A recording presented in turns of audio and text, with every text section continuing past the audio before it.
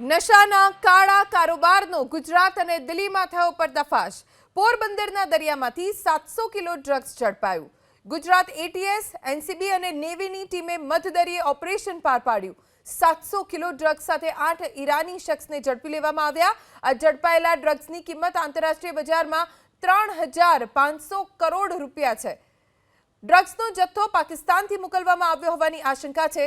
જો કે આ જથ્થો કોણે અને ક્યાંથી મોકલ્યો, સાથે જ કોને આપવાનો હતો તેને લઈ તપાસ તેજ કરવામાં આવી છે। સુરક્ષા એજન્સીઝ આરોપીની કડક પૂછપરછ કરી રહી છે। આ તરફ દિલ્હીમાં પણ નશાના કાળા કારોબારને લઈને એનસીબીને મોટી સફળતા મળી।